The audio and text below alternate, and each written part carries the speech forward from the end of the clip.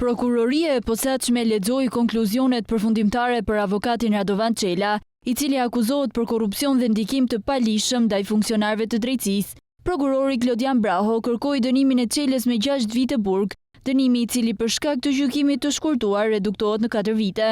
Sipas organit të akuzës, Radovan Çela dyshohet se ka ofruar përfitime të palishme për të ndikuar në vendimarrjen e funksionarëve të lartë të drejtësisë. Në seancën e radhës, mbrojtja ligjore e Çelës do të jap konkluzionet përfundimtare dhe më pas gjykata do të jap vendimin. Më herët, për të njëjtën dosje Braho kërkoi edhe dënimin e ish kryeprokurorit të Vlorës Aurel Zarka me 3 vite burg, vendimi i cili do të shpallet nga GJKO javën e ardhshme më 20 maj.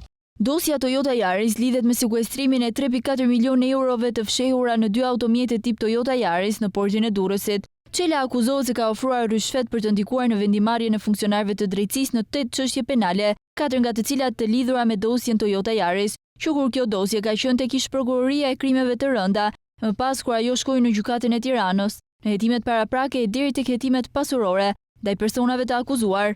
Radovan Çela akuzohet se së bashku me ish kryeprokurorin e arrestuar të Vlorës Aurel Zarka ka ndërhyrë në çështjen e Suel Çelës, që ai mbronte për t'i çliruar pasuritë e sekuestruara në kuadër të operacionit Forca e Ligjit.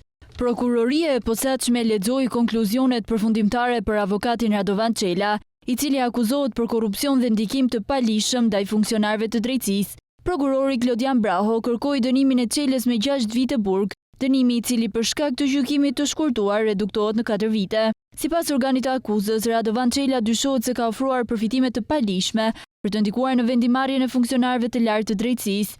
Në seancën e radhës, mbrojtja ligjore e Çelës do të jap konkluzionet përfundimtare dhe më pas gjykata do të jap vendimin. Më herët, për të njëjtën dosje Braho kërkoi edhe dënimin e ish kryeprokurorit të Vlorës Aurel Zarka me 3 vite burg, vendimi i cili do të shpallet nga GJKO javën e ardhshme më 20 maj.